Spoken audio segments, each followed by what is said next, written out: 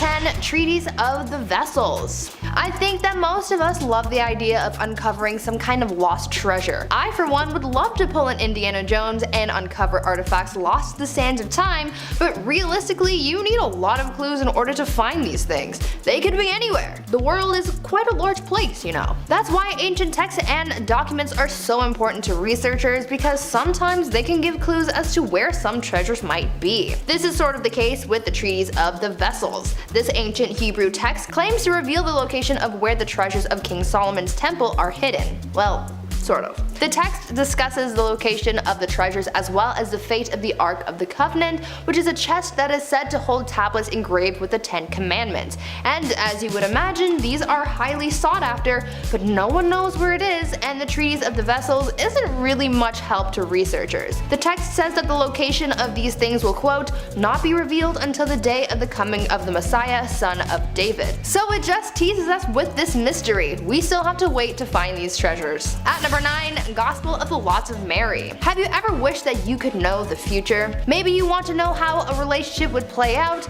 or if you should do something about your career, but you just need that little confirmation of future events to help you along. Well, if you lived in ancient times, then you might have sought out the Gospel of the Lots of Mary to help you with your needs. This ancient text is quite the gospel and dates back to around 1500 years. The Gospel of the Lots of Mary doesn't discuss the life of Jesus Christ, but instead contains 37 oracles that were written pretty vaguely. The original text was written in Coptic, an Egyptian language, and has been translated in modern times. The book opens with the words, quote, the Gospel of the Lots of Mary, the mother of the Lord Jesus Christ, she to whom Gabriel the archangel brought the good news. He who will go forward with his whole heart will obtain what he seeks, only do not be of two minds. End quote. Researchers believe that this book would have been used for divination in an attempt to seek knowledge of the future. Someone in need of answers would seek out this book, ask a question, and then would have gone through a process that would randomly select one of the 37 oracles to give answers to said person's problem. Almost like how we read horoscopes, but much more mysterious. Before we carry on talking about these strange and mysterious texts, why not leave a big ol' thumbs up on this video if you are thoroughly entertained so far, and while you're at it, why not subscribe to the channel to see more videos like this one and join the hive. At number 8. Liber Linteus. This next ancient text almost counts as a hidden message because of where this text was found by researchers. The Liber Linteus is an ancient text written in Etruscan, a language that was used in Italy in ancient times. What makes this text so mysterious is the fact that it was found preserved in the wrappings of an Egyptian mummy that dates back around 2200 years. This ancient text's meaning isn't exactly clear, partially because the Etruscan language isn't fully understood, but researchers believe that the written text on the mummy's wrappings are of a ritual calendar. More research is needed to fully decipher this mysterious text, but it's a really cool find nonetheless. At number 7. Gospel of Judas. Guys, we might have quite the plot twist on our hands, and it's all thanks to this mysterious ancient text. Researchers found a 3rd century text that they called the Gospel of Judas, and after being translated might have revealed an alternate version of an event from the Bible. Originally written in Coptic, the Gospel of Judas seems to be a depiction of Judas Iscariot, the man who betrayed Jesus in the New Testament, in a positive light. In the New Testament, Judas was said to have betrayed Jesus by revealing his identity to those who had come to arrest him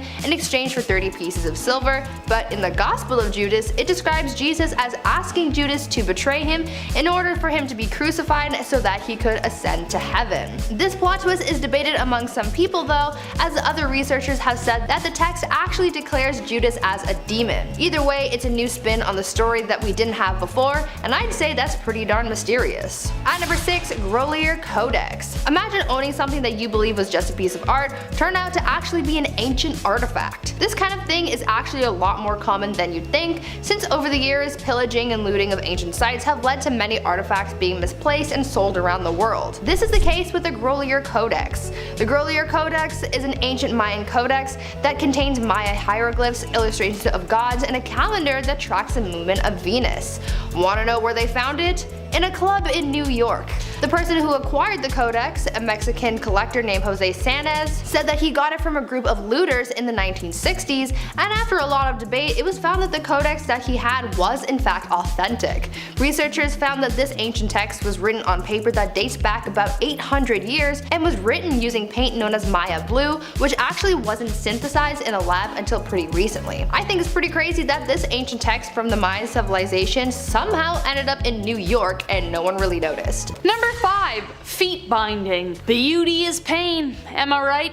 I know. We humans spend a lot of time trying to be attractive for one another, and in ancient China, tiny feet, they were awesome. The tinier the feet, the more attractive they were. With bound feet, a woman's beauty was enhanced. Some were even bound to be 10 centimeters in size. So small. It was also a status symbol because the rich didn't need to work, because as you can guess, having deformed feet prevented women from being able to leave the house. So if you were poor, you didn't bind your feet. It was a painful process. They would soak the feet in warm water mixed with herbs and animal blood. Then they would curl the toes over the sole of the foot and wrap it in cloth, breaking the toes and the arches so that it could be as small as possible.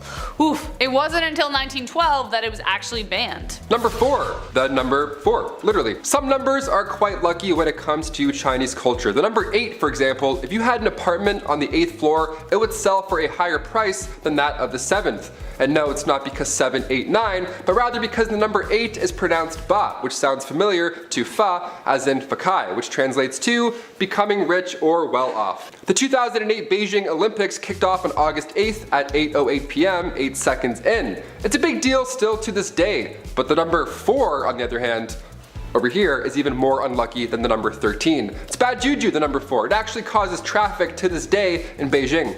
Let me explain. The number 4 sounds a lot like the word death, so buildings don't have this number as a floor even. It goes 2, 3, 5. Although if you're on floor 5, you know what's up. The traffic problem though, that's when it gets intense. See, Beijing has a vehicle plate program set in order to maintain the flow of traffic and also to help out with pollution. Depending on which numbers end in your plate, so on weekdays, private cars with plates ending in 2 digits, 0 to 9, are not allowed to drive in Beijing's 5th Ring Road all day. So if your number is on a certain day, you need to find another route to work. Makes sense. So the lucky numbers are used more often, which means more traffic on those days, but if you had a plate ending in 4, that's just 2% of all cars. You're flying to work. You're laughing on the way to work. It's easy. You're there in 2 minutes. Number 3. Terracotta warriors. Qin Shi Huang, who lived around 259 to 210 BCE, was not only an infamous conqueror in life, but he desired to be the same in death. He wanted to be immortalized, so he decided to build himself an immaculate tomb. It was basically an underground city guarded by the famous life-size terracotta warriors. But not only that, it was complete with gardens, stables, horses, bronze ritual vessels, jewelry, and heaps of treasure. This immaculate piece of art represented many of the ways in which the first emperor left an impression on his civilization. During his reign, he introduced standardized currency, writing, mathematical measurements, and plenty more. He was a military genius, though his methods were basically massacres. He was credited for unifying states together, but his underground city of immortality remains one of his most mysterious footprints he left, making sure the world never forgot him even thousands of years later. Number 2. You're in trouble. We've done lists now on numerous ancient cultures and the way that they use their natural gift of water, berries. Romans would use their urine to wash their clothes, ancient Egyptians would pee on barley to predict a newborn sex. In ancient China, over 150 gallons of urine was often collected in this giant pan and then it was boiled until it evaporated. The result was something called autumn mineral, this crystallized urine residue that's later given to patients to consume. Yummy. Urine eggs were also a thing. That's when you boil an egg for an entire day in the not so mellow yellow. When it came down to smelling good in ancient China, the wealthy would wear scented bags, but if you weren't well off, you had to wash up with urine, just as the Romans did. And last but not least, the lake of wine. A lake of wine? Sign me up! I'm in. I'm diving in. I prefer the grape variety, just like King Zhou. It's tough to be a king, but he was resolved to make sure he had a damn good time. He must have loved the OG charcuterie boards because this dude ordered the construction of a pool of wine and a forest of meat. What? A pool of wine I can imagine. A forest of meat? No idea. The pool was massive, big enough to fit several canoes. In the middle of the pool was a little island with a tree made out of skewers of meat. creative. Zhao and his concubines would pass the time floating around the pool of wine, plucking off meat and living their best life. Sounds awesome. Honestly, I'd be in. However, his decadence didn't really please his people. Kind of like a Marie Antoinette deal, and they began uprising, and as soon as he realized this was happening, instead of addressing it, he set himself on fire. So I think his time can be summarized by Trooper, we're here for a good time, not for a long time. Kicking off the list at number 10, eye patches. Okay, perhaps one of the most notable features of a pirate has to be the old eye patch. If you're a pirate for Halloween and you don't have the eye patch, well, you just look like a hipster. Like, what are you? We don't know. It matters. It's a noticeable detail. But why did so many pirates cover their eyes? Was it because they got poked by Blackbeard? No. You know when you get up in the middle of the night to go to the washroom, and then as soon as you turn the light on, you're blinded for a hot minute, you can't even see, your ears are ringing, you don't even know where you are? It takes your eyes 20 minutes to adjust to darkness, so pirates having to go from the deck to under the ship back and forth, they had to keep one eye in the dark. Or else they'd be covering their eyes for most of their shift, which you really can't have when you're running a tight ship. Nobody has the time for that, so cover your eyes and be blind half the time. At number 9, earrings. When you think about what a stereotypical pirate looked like, you probably think of tattered clothing, hats, maybe an eye patch, and earrings. Well, their style, though pretty odd, also had a purpose, specifically the earring. Pirates were very superstitious, and their earrings followed in their superstitions as well. There were a lot of different beliefs that pirates had about these earrings. Some pirates believed that it could somehow improve or even cure bad eyesight. Why? No clue. Maybe they thought that ears and eyes were connected or something. I mean, they do start with the same letter. Some pirates also believed that the precious metals that their earrings were made of possessed magical healing powers, so maybe that's why they believed that they would heal their eyes. They also thought that having pierced ears would help them with seasickness, and that having a gold earring would serve as some kind of protective talisman, and that if you wore one, you would be protected from drowning. Number 8, hooks. Growing up watching cartoons, I've seen many versions of Captain Hook, or pirates that resemble a Captain Hook type villain. They all have the eye patch, earrings, and to make them more menacing, they have hooks for hands. Dustin Hoffman scared the shit out of me growing up in the movie Hook. It's literally called Hook. What's up with this? Well, this wasn't a move by film studios, this was actually historically accurate. Back in those days, they didn't have advanced prosthetic limbs, and when you're sword fighting over loot, well, odds are you're gonna lose a hand or two at one point. These pirates actually got compensation, which is so funny to me, just imagining a pirate filling out an insurance form, that's funny, but their replacement tool was usually a hook, or a peg leg. They would just replace your leg with a singular piece of wood. That was the best they could do back then, and it had to work. Another fun little fact, if you got injured, your payroll came out of everybody's collective treasure. So you better have that athletic stance down and dodge some swords, or else you're getting some shame. A lot of shame coming your way. At number 7, walk the plank.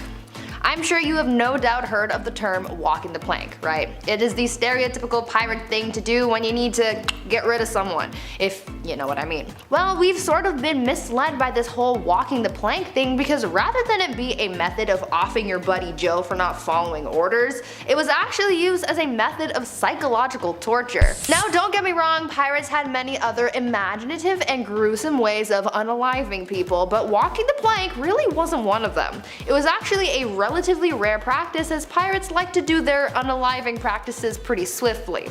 Rather than making their unlucky victim walk a plank into the ocean, the most common form of putting someone 6 feet under, so to speak, was through keel hauling. Keel hauling was where you tied someone to a rope, threw them into the water, and pulled them under the boat and up to the other side. Now, you would think that this person could just hold their breath and then survive, but no, not really. Instead, the unlucky soul would be hitting up against the boat and getting shredded by the barnacles on the boat before coming up to the surface. I don't know about you, but after knowing that, I would much rather walk the plank. Number 6, maps, books, and gold. Just as valuable as gold and silver, back in the day, maps were a treasure in itself. It kind of helps knowing where you're going, to be fair. Also, pirates need to remember where they left their treasure. You can't really rely on a drunken pirate's memory now, can you? These charts would be stolen, obviously, and in turn, these guys would go on a little national treasure Hans Zimmer pirate adventure. One map in particular from the 1680s, the Spanish Atlas, was stolen, and National Geographic called this stolen map extremely valuable pirate booty. So this treasure's still out there somewhere, and somebody's got the directions. Knowledge was key. They didn't have Siri hanging out all day to answer navigational questions. They even had to steal books. Pirates stealing books. What a scene. Some of these pirate heists wouldn't even involve treasure. They would sword fight and just hope that the books on board were worth the battle. Imagine losing countless crew members and all you got is the captain's daily logs. Just sailing the high seas, roasting William Kidd's girl problems. You're like, what an idiot! Number 5, loincloths. Going back to ancient Roman and Egyptian times, there we go, 2 for 1. The loincloth was of course used by all. Either that or you would just be naked. I found this neat step-by-step on how to make your own loincloth, and I tried it, and it's way more complicated than I could have ever imagined, okay? We don't have a lot of archaeological evidence because these linens barely made it through a decade, obviously. There's not a lot of bones in them that would hang out over these thousands of years. But ancient Romans would often use leather to make underwear. Can you imagine that? Hot goat skin wrapped around your waist in the sun? Oh, I need baby powder just thinking about it right now. We still use leather today when it comes to undergarments and, you know, zippers and stuff, but that's for another video. We'll get to that another time. Number 4, cesspools. Hey, here's a note. If you're gonna make a massive castle, you need to know where not to build certain rooms, in case you're building a castle. Anyone watching? Like say over a cesspool, as an example. Yeah, don't build anything heavy over here, or else let's talk about it. Cesspools were often placed under floors, which makes sense because, you know, gravity and life and stuff. But you need to make sure those floors are supportive enough, period. That's it. Or else, this will happen. Back in 1183, the emperor of the Holy Roman Empire had a dinner in the palace of Erfurt. But in the main floor of the main hall broke open, resulting in a bunch of dinner guests falling through said floor, with even a few drowning again in said cesspool. Yeah, it's a horrible way to go. And then again, in 1326 in England, Richard the Raker had just sat down. The guy hasn't even started his meal yet, and then again the floor beneath him broke and he fell through and drowned in a cesspool. That's like the worst way to drown too. I'd say chamber pots were safer, but when it comes to waste, out of sight, out of mind. Sadly, just get that away from me. Just downhill, get it out, or else we'll drown in it, probably. Number 3, Roman shampoo. Okay, when my hair grew out over the pandemic, I had a panic attack. I don't know what the to do. I had a huge wake-up call. I've never had long hair before. I didn't know what to use in this mop. I still don't. Clearly, evidently, all I had growing up was the classic 4-in-1 shampoo for guys. That wasn't working out at all. That sucked. I needed some curl cream, okay? Separate jars of items, not just a 5-in-1 with mouthwash on your head. Those aren't good. Those don't do anyone any good. But the ancient Romans, they didn't have Head and Shoulders back then. What did they do? Well, sometimes nothing. They would dip their hair in cold water, and at public bathhouses also, very public, then they would rub and scrape away oils. Lime water was also used to wash your hair, but that was just as useful as lime wire. Sometimes Europeans wouldn't even use water at all to clean their head. They would rub their head with bran, like just a loose bran, before bed, and then they'd brush it out with a comb in the morning. Yeah, bran. I used dog shampoo once by accident. I thought that was bad. Bran? Be so itchy, I wouldn't sleep a wink. Number 2, ancient socks. Somebody got me socks over the holidays as a gift, and let me tell you, last year, I became a man. I was like, thank you, I actually love this. This is now the best gift of my life. Socks and lip balm, that's it. I don't want a PlayStation, get lost. Socks in ancient Greece, first of all, they weren't, you know, the ankle socks. There weren't Vans skateboarding socks. There weren't the weird grippy ones that kids have. Where were those growing up, first of all? Not even close. Socks came around in the 8th century BC, and it was made fresh from animal hairs. This led to Romans tying animal skins around their feet, and then, you know, tying it more and more and more and higher. Anything to keep it there. Now cut to the 2nd century AD in ancient Rome, the sock game finally got real. Romans began using fabrics instead of animal skins. It was now softer, it was lighter, and then later in the 5th century, socks were worn only by the most holy, which is kind of ironic because socks have holes in them. You get the joke, there it is. Socks were associated with the church. They were considered a symbol of purity. Socks would go all the way up your leg back then. Like I said, a little different than the New Balance ankle socks we got today. A little less holy. Finally, number 1, public bathhouse. This last one, okay, we haven't moved on from this at all. That's why I wanted to finish this list. Nice little fresh, fun reminder from Taylor McWaters. Here we go. We still bathe together, a lot. We go to water parks and we swim around in pools filled with pee. Ancient Roman bathhouses were the older, slightly yuckier versions of water parks. They would literally spread intestinal parasites. They were actually way worse. In these massive rooms with giant pools just lie disease, nude. There were and everyone was sweaty and it was all tight and there was no filtration system. It was like an indoor hot tub without the pumps or the salts. It was gross. The Romans were literally figuring out sewage systems at the same time, which I of course mentioned earlier, but they were also the first to create heated public baths. Yeah, my above ground pool wasn't heated, but the ancient Romans, they had heated pools. Great, I gotta send an email to my dad this afternoon, now I'm pissed. The Archaeology and Anthropology department at Cambridge discovered that Romans brought lots of parasites to Europe. Yeah, the fossilized feces showed that these heated, relaxing, rejuvenating bathhouses nearby were all but. Yeah, they were horrible. They were just spreading hot disease, coming in hot. I don't mean to undermine the ancient Romans. To be fair, they also brought with them lice and fleas. Ayo, this one for the road. Kicking off the list at number 10, the Zanzwingdui ruins. These ruins, located in China's southwest province, may just provide archaeologists clues on their past. Very recently, this past year as a matter of fact, new artifacts were found, a total of 534 relics. These cultural staples made of bronze, gold, ivory, a couple of these relics have been turning heads and raising eyebrows. This 3,000-year-old bronze figure, for example, seems to be holding an ancient wine vessel, and this relic stands a little over 1 meter. These ruins were luckily discovered during a refurbishment of a primary school. The Sichuan Provincial Cultural Relics and Archaeology Research Institute found over 80 tombs, 60 ash pits, and 10 building zones, all of them dating back to the Western Zhou dynasty, so back around 770 BC. Researchers have been examining this site for a couple years now, and although the people of Shu left little to no detail on their culture, we're finding all these artifacts that tell us a story. Like for example, the 1-pound gold mask found in one of the 6 sacrificial pits. So we're getting there, one beautiful relic at a time. Number 9, seahorses. Ancient Chinese medicine was kind of incredible. Honestly, they had like a kind of sixth sense when it came to how certain things might work. Some of them were pretty questionable, I will say, I will not lie, but they had something right about seahorses. Even today, you can find seahorses at markets as a street snack, but beyond a tasty treat, they have been used as a part of Chinese medicine since time immemorial. It was believed that they had the potential to cure infertility, baldness, asthma, and arthritis. Research work on seahorses provided information that has the ability to help ease inflammatory symptoms associated with arthritis. A peptide derived from the seahorse species Hippocampus cuda proved to be effective towards chondrocyte cells, so they were kind of right. It did do something. Number 8, magic mirrors. Because of horror movies, it's hard for me to open and close a bathroom mirror. I can't do it. They always do it so slow in the movies as well. I'm like, ugh, just slam it. But in ancient China, mirrors were considered a good omen, actually. So much so that after a loved one passed, a mirror was often hung on the ceiling of the burial chambers, you know, to prevent evil spirits from ruining your beauty sleep. If you encountered an evil spirit, the first place you would have to go is near one of these ancient mirrors. So when archaeologists found these 2,000-year-old ancient artifacts, one of these mirrors was still able to reflect images. The world's strongest Windex, there we go.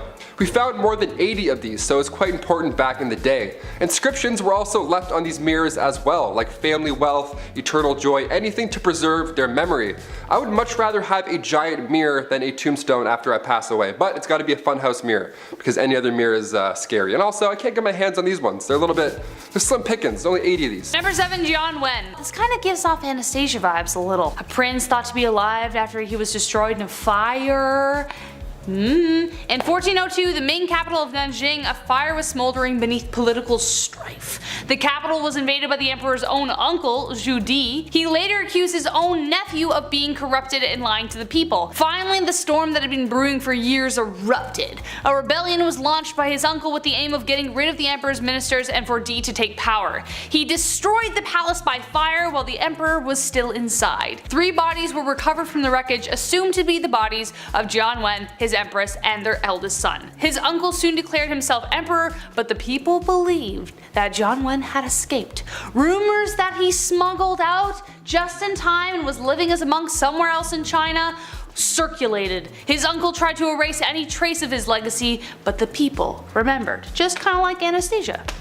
Yeah. Number 6, ancient seismograph. Zhang Heng, a Chinese astronomer and a mathematician born in 78 AD, created the world's first seismoscope in 132 AD, and it's absolutely weirdly gorgeous. I mean, look at this thing. So what would happen was, Heng figured this out, that when an earthquake hit, this pendulum inside the urn would move, as do most things during an earthquake, and in turn, when it picked up vibrations, it dropped a ball out of the mouth of the ancient metal dragon. The ball then falls into one of the mouths of a metal frog, making a beautiful but concerning clang, clang sound. Now apparently the first time this happened, nobody even felt a thing, but days later, when a messenger finally arrived, it was then told that an earthquake did in fact happen. This type of ancient knowledge blows my mind. Like, this guy changed the world. Not too mysterious per se, but rather impressive how he was able to figure this out. At number 5, Popol Vuh. Just about every civilization has their interpretation of Earth's origins. Some cultures believe that cosmic beings made the Earth, others believed in various gods and various motivations for creating life. One ancient text that was discovered by researchers tells the story of the Maya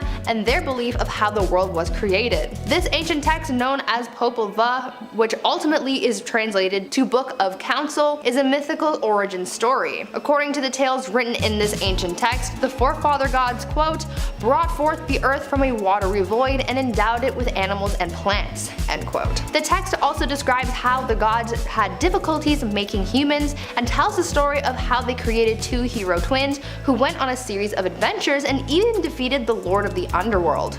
The earliest surviving copy of Popol Vuh dates back to 1701, but it is believed that there were earlier copies of the text that might not have been found or have been lost. At number 4, Copper Scroll. Next up, let's talk about another ancient text that discusses the existence of a large treasure. An ancient Hebrew text called the Copper Scroll was found in a cave in the Judean desert. This ancient text is believed to contain recorded details of a vast treasure that may include gold, silver, vessels, and coins.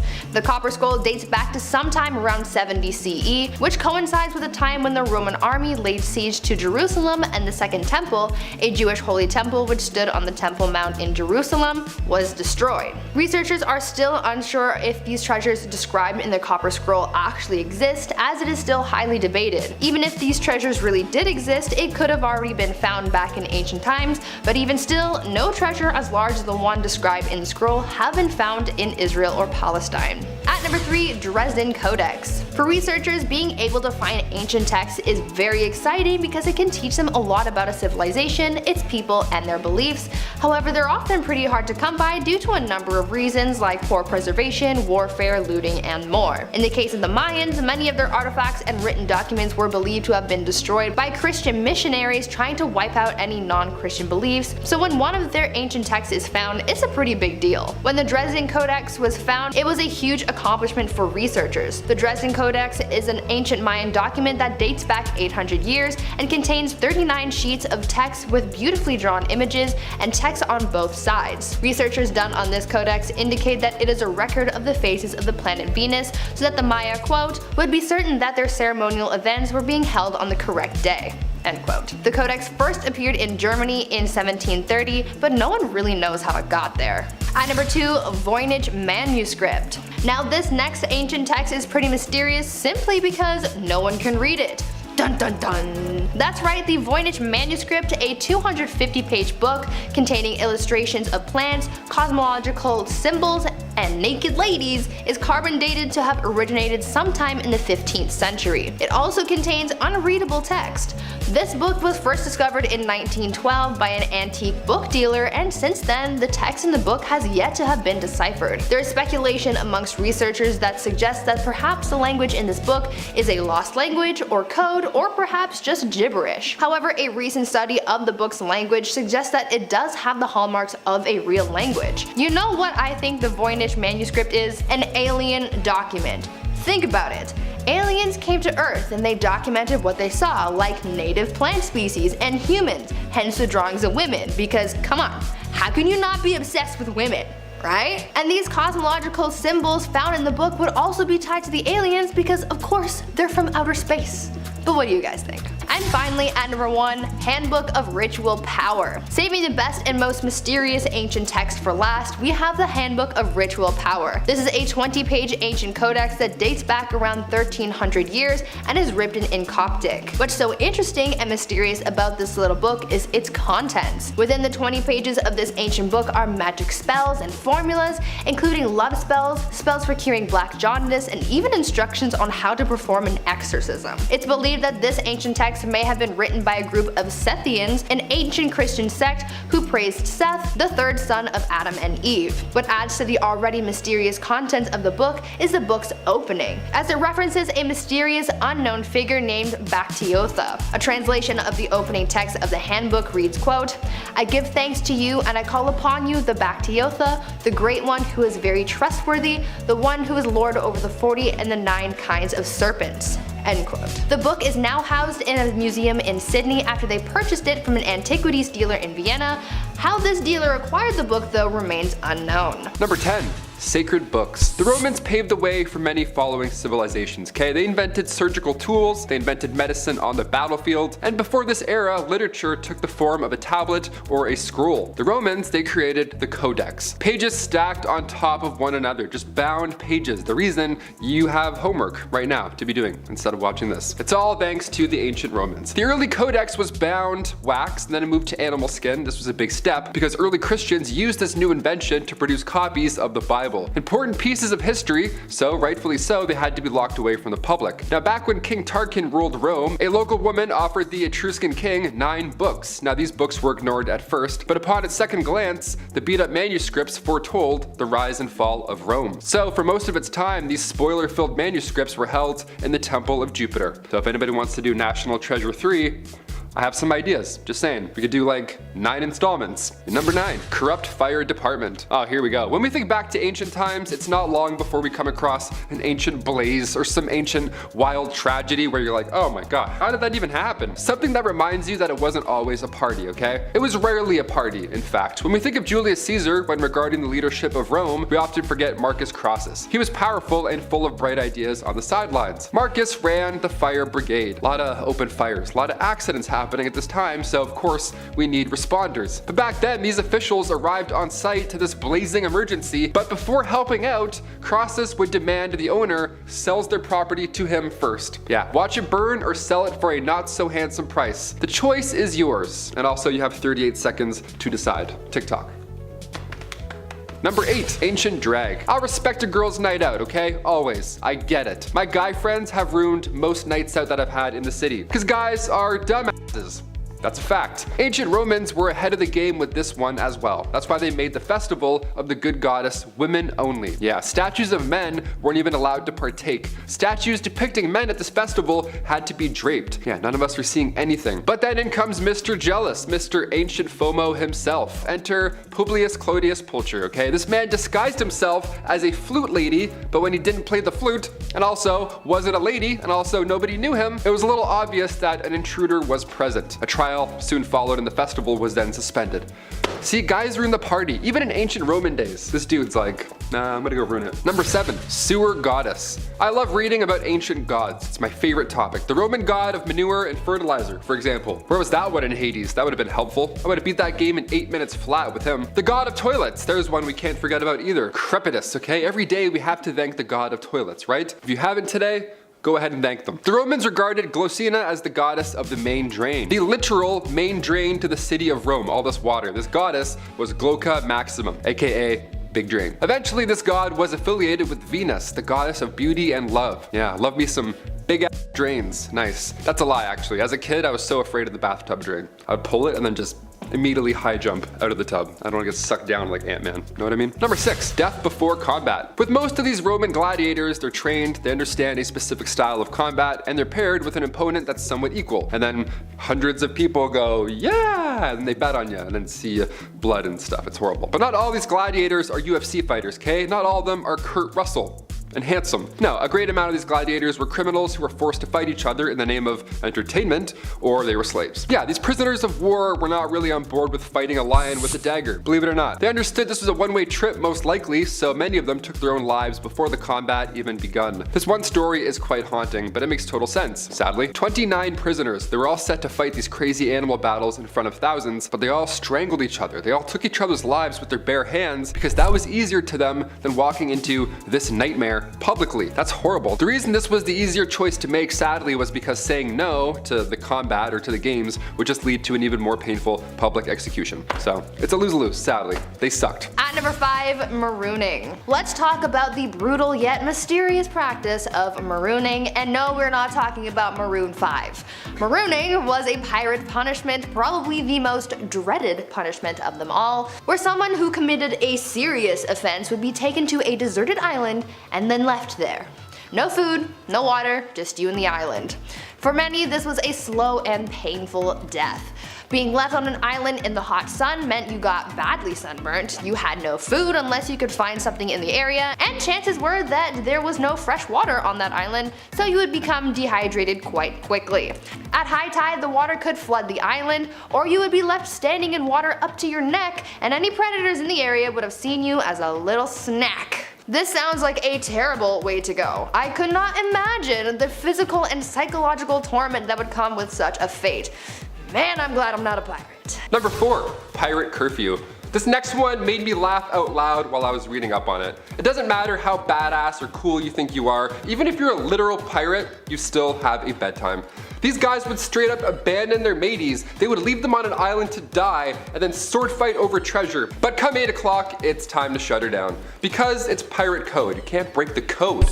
Captain Blackbart Bartholomew Roberts, he insisted back in 1722 that lights and candles were out at 8 o'clock sharp. If anybody wanted to stay up later than 8, they can go and hang out on the deck. Honestly, I love this rule. I'm here for this. Imagine roommates being on board for this as well. Nowadays, you get the best sleep of your life. Thing is, these guys needed all the time they could get because they had to sleep in hammocks. Not the most comfortable or relaxing environment. A hammock nap, sure, but a hammock sleep every night? No wonder pirates were so angry. It's starting to make sense. At number 3, cryptic treasure. There once lived a pirate named Olivier Levasseur, and he was considered one of the last great pirates. Over the years, it was said that Levasseur had stolen many treasures of great value and had a large haul of precious finds. Once people finally caught up to him, he was captured and sentenced to death by hanging, but before he died, his final words were, quote, "Find my treasure, the one who may understand it," end quote. And then he threw a cryptogram into the crowd, and that was the last of them. To this day, no one has been able to decipher the code. Some believe that perhaps this cryptic message was simply designed to lead people on a wild goose chase as a final joke. However, in the 20th century, a man named Reginald Herbert Cruz Wilkins, say that 5 times fast, made a breakthrough. He had been searching for the treasure for years and finally found the cave that he believed the treasure was located. Unfortunately, the cave's conditions made it impossible to get through, so the treasure remains a mystery to this day. Can you believe this all started because a pirate wanted to pull a Da Vinci Code on us? Unbelievable. Number 2, Julius Caesar. Pirates would often take people and demand treasure. They would use hostage situations as a main ploy. In fact, at one point in history, pirates managed to scoop up Julius Caesar. Like the Julius Caesar. The Emperor of Rome went through his fair share of trials, and at just age 25, he was held captive for 38 days with pirates. That's a very long time to hear horrible sea chanties. When pirates demanded ransom for the release of the young man, they set his price for 20 talents, but according to historians, that price was deemed too low from Caesar himself. He actually laughed at it and reminded these pirates that they had no idea who it was they captured. He said to ask for 50 instead of 20. How insane is that? And finally, at number 1, pirate tunnels. You know the secret tunnel from Avatar: The Last Airbender? Well, this secret pirate tunnel is kind of similar. Below the city of Savannah, Georgia lies a series of underground tunnels that are believed to have been used by pirates. The pirates would use these tunnel systems to smuggle goods in and out of the area, as well as to smuggle captured sailors. It is said that these tunnels would lead directly to the location where the ships would have been waiting in the harbor. Apparently, there is a tunnel that led from a building in town known as the Pirate's House all the way to the river where small rowing boats would have been waiting. It has also been theorized that the Sons of Liberty, a group of people who strongly opposed the British government, would also use these pirate tunnels to meet up and have a little shindig. There are so many mysteries that surround these pirate tunnels, and many of them remain unsolved.